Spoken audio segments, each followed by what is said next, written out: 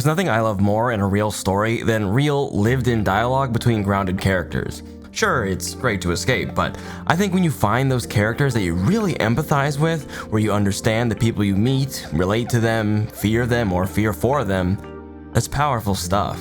Of course, I think there's a million ways to go about this in games, but I want to highlight how Nightcall achieves that empathetic response. Nightcall is a noir visual novel wherein you're a Parisian taxi driver named Hossein who's coerced by the police into using your taxi to gather information about an ongoing serial killer investigation.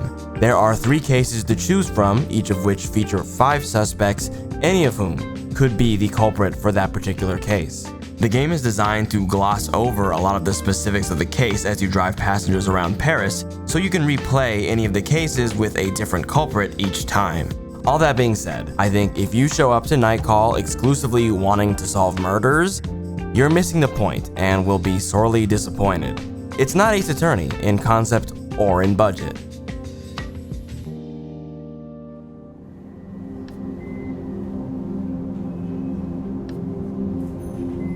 The narrative kicks off with you waking up in a hospital, having narrowly averted death at the hands of whichever serial killer dominates the case that you've chosen. Detective Bussett, the stone-cold sass monster holding jail time over your head in exchange for your cooperation, makes it very clear when she gives you your assignment. Your job is to listen to people. There's no slick investigation puzzles, barely any resource management, depending on the difficulty level. Literally all you do is give folks rides, coerce connections to help you out, and evaluate clues on a corkboard that frankly is too small. Last but not least, there's no voice acting, so there's nothing to color your impressions of any passenger that you meet. Not even color. So how, after some 15 hours with this game, have I grown to care about all these random people? Well, simply put, the writing is just really, really good.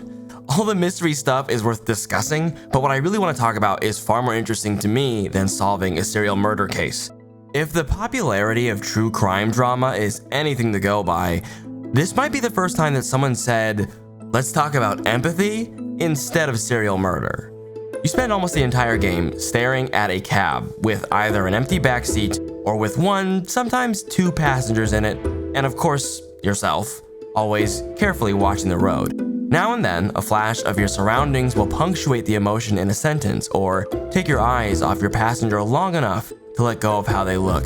But then it's right back to this person in the back seat. There's constant effort put into writing how Hossein feels as he looks, listens, and talks. Same for what Paris looks and feels like wrapped around the cab as you traverse the night. Your passengers are just animated enough that you can fill in the gaps and add in depth, as the glow of the street lamps does the same.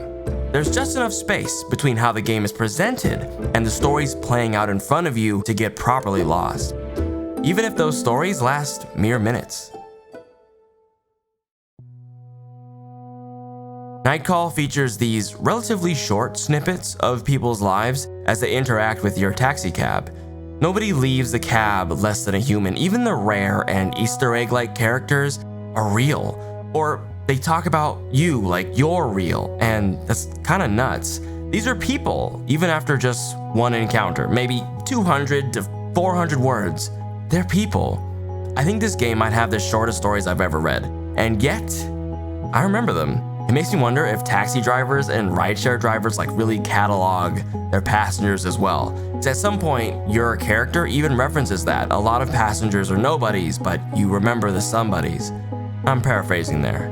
Truly, there are many characters I'd like to jump through the screen and talk to, or argue with, or help, or get them out of the game to where I am. I mean, they're French speaking, so maybe that's not a good idea, but it's a few of the characters, they just need to escape so badly, and it's really hard to just let them get out of the cab. In real life, I don't think I have those kinds of issues much. Even friends of mine who are going through something, powerful, you have to let them go through that, even if your heart breaks for them, and you just be there for them, or around, or whatever. Make sure they're still trying to live. But in a game, it's really powerful, truly powerful, to deny your player the ability to help, to do anything. And this game is not really one to deny you options. There's plenty you can say, either directly spelling out how you'll respond or alluding to a theme or mood that you'll respond with, typically so your character can respond in a more elaborate way. There's a few times if you're playing the game for its investigative mechanics where you'll want to say the right things in order to win, but so many passengers have nothing to do with the investigation. And yet you want to say the right things all the same. The whole game is about inviting you to feel and express your empathy for other people, not just to dig into their lives, sling questions at them, pull apart their emotions or their stories, but to be there for them and to be what they need or what they want within the limits of your character's boundaries or your personal boundaries. And it helps that Hussein is a practiced and talented observer. He's very good at reading faces, body language, tone, accents, and all of that is relayed in the narration. It's thanks to that narration that I have let characters that I thought looked or seemed interesting, that I wanted to hear more about, just leave. Choosing options like let them be or stay silent and just, you wait and see what they do. Will they speak up, or will Hussein, in the absence of conversation, reflect on his own life instead? For a game that's mostly a visual novel, I feel so full of agency. Like if I pay enough attention, I can say what I need to say, and it makes me so aware of how I feel while playing this game. I think that's brilliant. When you don't have a fare going, you'll see all your potential passengers for the moment splayed out across the 20 neighborhoods of Paris. There's some pretty cool stuff that can happen, with passengers literally forcing their way into your cab, but in general, you'll get to pick up whoever you'd like. Sometimes it's a character you've already met, sometimes it's someone new, but one of the pivotal and most exciting moments is always how they get into the cab. And I know that seems like such a small thing, but it's not. It is huge. Those first few lines illustrate how they close the door, what their face looks like, what they were doing just before, or what they start doing immediately after. Do they greet you? Do they look at you? All of these things before you've even made a choice. And I think that's so critical, because choice isn't just about options, it's about context. It's about being able to accurately predict the difference in outcome between your choices. And the reason you're able to be sucked into this game is because Nightcall provides that context. It's important to get a feel for your passenger, but what can Hussein do after a passenger gets in the cab? Every passenger is different, of course, so your first response isn't always the same, but in general, you'll frequently see these two options: remain silent or ask, everything okay? At first, this seems like such a basic visual novel system, right? Like, of course, you'd give your character a choice when entering a conversation, but in almost every visual novel I can think of, if you elect to engage with a character, you're already there to talk, or to get another character to talk to you. In Nightcall, that is not the case. You are there to pick someone up, drive them to their destination, and along the way, they decide if they're there to talk. Or, more accurately, you deduce based on how they're described if they're open to conversation, if they need time, or if they genuinely like to be left entirely alone. As someone who loves conversing with people, and especially new people, this is such a simple but genius fusion of gameplay and writing. If the characters in this game aren't explicitly here to talk to you, then they don't owe you anything. It's up to you to take care of the space that you preside over and make sure that they're cared for. Whether you bring someone into a conversation or let them find it on their own is a big choice, and one that requires thoughtfulness, just like in real life. There is such a massive variety of people that you will quickly learn you shouldn't always choose the same option for each person. Someone who looks sad, is sad, doesn't necessarily want to be left alone, and maybe it's up to you to pull them out of a spiral. And sometimes the opposite is true. Many characters have multiple scenes, so even if you say nothing to them during your first ride, they might open up the second time, and even remember that you gave them the space that they needed.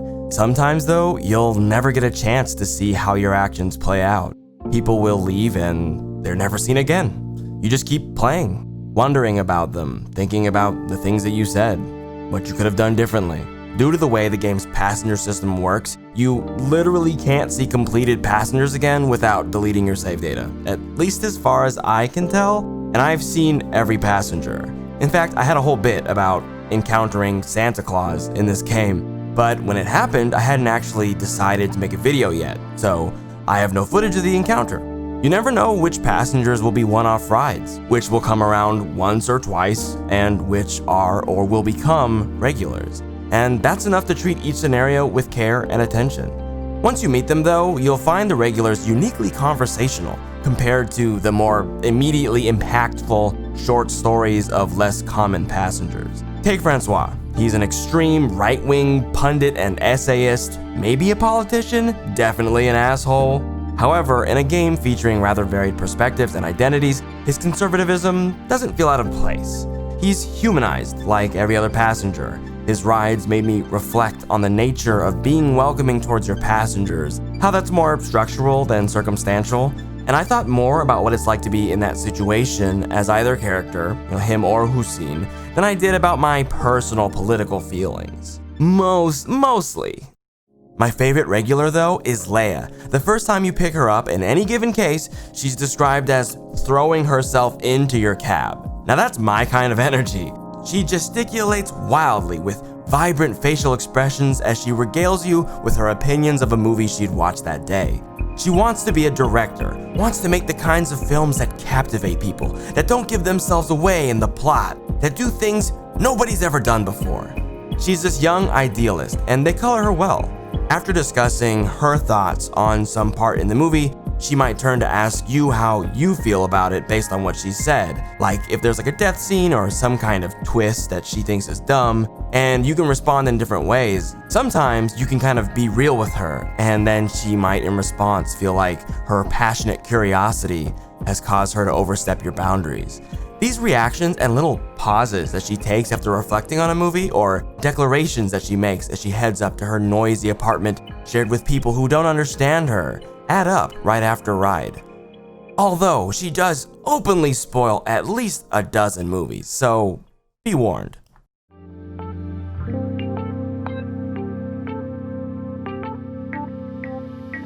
I love how Nightcall features all these different kinds of narrative experience. No matter the passenger, you're given enough context through narration, through description, or through the dialogue to make choices that you feel confident in.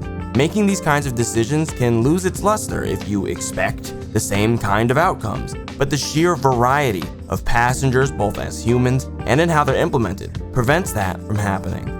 No matter how relatable or foreign, each passenger in this series of short stories invites you to access the feelings of others through choice and context.